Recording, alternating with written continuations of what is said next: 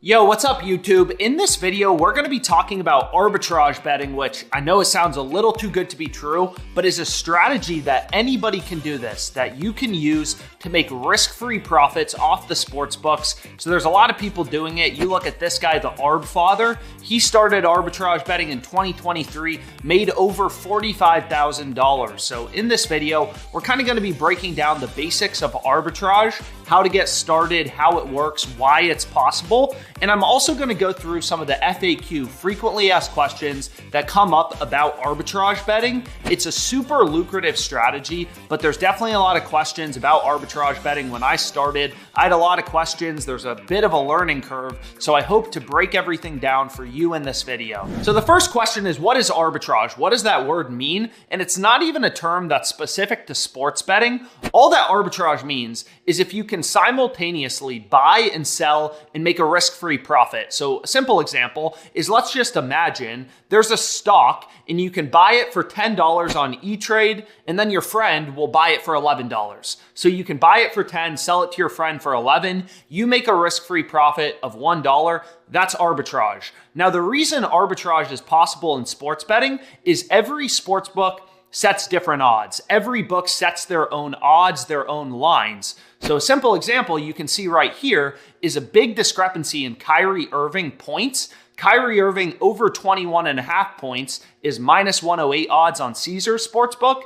DraftKings is way different. They have this line at minus 135, and then you can see Pinnacle, another sportsbook, they have this line all the way up at minus 156. So all these books have different prices or different odds, and that's why arbitrage betting is possible. Out of the millions of odds across sportsbooks, each sportsbook typically has around 50,000 odds at any given time.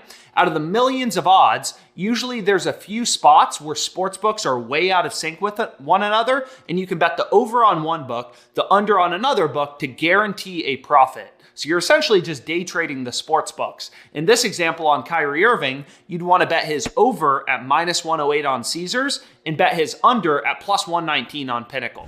So I figured we could start out just going through a simple example of an arbitrage bet. So you can see this guy, he locked in an arbitrage bet where he's making a profit of $50 or $66. It doesn't matter what happens if Josh Giddey goes over 1.5 threes or Josh Giddey goes under 1.5 threes. He's gonna make money no matter what, $50 or 66. So let's kind of go through the math. You can see on ESPN, so the sports books he's using are ESPN and FanDuel. So with arbitrage betting, you're hedging for a profit. So you're always placing two bets on two different sports books, capitalizing on inefficiencies in the market. So you can see on ESPN, he bet Josh Giddey under 1.5 threes at minus 150 odds for $475. Now on FanDuel, he bet Josh Giddey over 1.5 threes. That's the same as 2+ threes. 2+ threes over 1.5, they're the same thing. And he played this for $250 at plus 210 odds on FanDuel. So he's betting a total of $725, right? He has $475 on Giddey's under on ESPN, and then he has $250 on Giddey's over 1.5 threes or 2+ made threes on FanDuel at plus 210 odds. So let's break down the math. So let's say Giddey has a good game. He has 2 or more made threes. So if he has 2 or more made threes, the bet on ESPN is gonna lose, right? Under 1.5 made threes, we're gonna lose $475. But on FanDuel, we bet $250 at plus 210 odds. So we're gonna be up $525 in profit. So the net profit, lose $475 on ESPN, win $525 on FanDuel, the net profit is gonna be $50. Now, on the other hand, let's say he goes under, right? He has 0 or 1 made three. In that case, the bet on ESPN is going to win $316.67 in profit, $475 bet at minus 150 odds, but we're going to lose $250 on FanDuel for a net profit of $66.67. So you can see, it doesn't matter.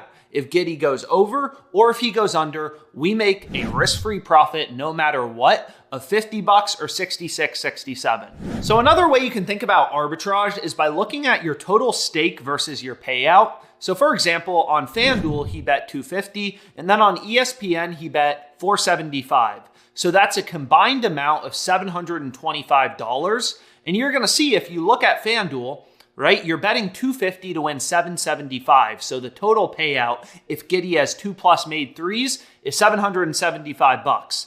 So you're betting 725, and if Giddey goes over, you're getting back 775. So the net profit is going to be $50. You're turning a stake of 725 total into 775. On the other hand, if Giddey goes under and you look at ESPN, the payout is 791.67. So you bet 725 total, you turned it into 791.67. Your net profit's going to be 66.67, just like we went through previously, kind of breaking down the math. So we just went through an example of a super good arbitrage bet, but now we can get into some of the FAQs. And one question that comes up all the time is, well, how many arbitrage plays are there on a daily basis? Are we talking about 5, 10, 100? And it really depends, right? It depends how many sports books you're using. I've used over 50 sports books. I recommend for every new sports bettor, sign up for all the books that are legal in your location. The more books you're using, the more arbitrage plays there's going to be, right? Sometimes FanDuel is screwing up a lot of their lines, and there's a ton of arbitrage bets on FanDuel. Other days it's Caesars or Fliff. It really depends. So I always recommend, most of these books have pretty lucrative sign-up bonuses and promos when you first register anyways. Sign up for the books that are legal in your state, and you'll kind of start to get a sense of which books have the most arbitrage opportunities on a daily basis. The second thing is it depends how much time you put in, right? Nobody knows when these market inefficiencies, when these arbitrage plays are going to occur. So the people who are making serious profits arbitrage betting, they're putting in time, right? They're not just checking for arbitrage plays 1 minute a day. A lot of these people are putting in a couple hours who are making thousands of dollars a day arbitrage betting. The final thing to mention is it depends on the sports calendar, right? If only MLB is going on in June and it's the heart of summer and there's not a lot of sports going on, there's not going to be a lot of arbitrage plays. Whereas in October and November, when you have football, basketball, all the major sports going on, there's usually a fair amount of opportunity. So long story short, there's plenty of arbitrage bets. Just make sure you're signed up for as many sports books as possible, and then just check throughout the day. Nobody knows when these market inefficiencies are going to occur. So the more you're looking, the more arbitrage plays you're going to find. So really briefly, I'll show you how I arbitrage bet. OddsJam has a betting tool for arbitrage. And the first step is just select the state you're located in. Every state has different sports books. So depending on where you're located, you can obviously filter in, filter out certain sports books, but you'll see different arbitrage plays. So the first play we can see right here is between Bovada and FanDuel. Again, the more books you're using, the more arbitrage plays you're going to have. And it's really simple to do. You can see there's a huge discrepancy in Jabari Smith total points. So all you want to do, right? This is a 4.55% risk-free return we're earning today, right? That's what's crazy about arbitrage is if you could earn even just 2% a day on your arbitrage plays since you're betting on games that day, there's 30 days in a month. So if you're earning 2% risk-free on your money a day, that's 60% a month because there's 30 days in a month. But anyways, all you want to do is go right here, click into the arbitrage calculator. Let's say you want to bet 250 on Bovada. This is going to tell you to hedge. So you just put in your stake, what you want to bet on one sports book. It'll tell you, hey, bet 275 on FanDuel as your hedge bet, and you'll make a risk-free profit of $25. And obviously you can tailor this. I started out when I was first arbitrage betting about $100 on each side.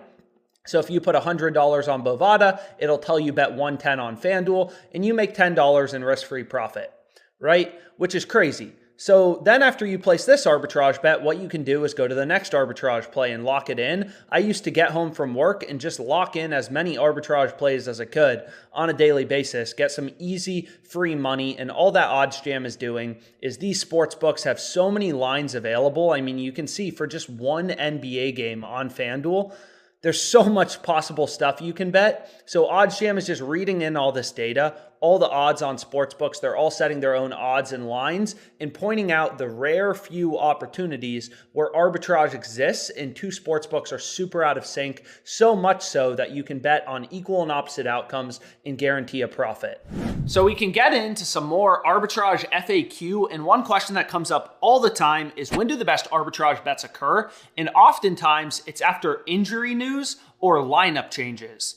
So you can imagine if LeBron James gets injured in practice the day before a game and he's not going to be able to play in the upcoming Lakers game, that's going to massively move around the lines. Not only the money line, the total, and the point spread, but also it's going to move around other player props, right? If LeBron's out, Anthony Davis will probably take more of the scoring load, and his line and odds will have to change. And again, all these books are setting and managing their own odds. So whenever there's new news in the market, like an injury, like a lineup change, the market gets out of sync, and there's usually some pretty good arbitrage plays. So now we can get into some more arbitrage frequently asked questions. And one question that comes up all the time is, what if the books end up changing their odds, right, as we try to place our arbitrage bet? Obviously, arbitrage is a market inefficiency. You're taking advantage of huge discrepancies in the odds between books, and sometimes the book may notice and try to adjust their odds before you can place your arbitrage bet. So obviously, if you haven't placed either bet yet, just move on to the next arbitrage play and try to move a little bit quicker. OddsJam actually recently introduced a feature called one-click bet. It only works for certain sportsbooks like FanDuel, but it will automatically link you to the bet on the sportsbook to try to make arbitrage betting faster so you're able to get more plays down.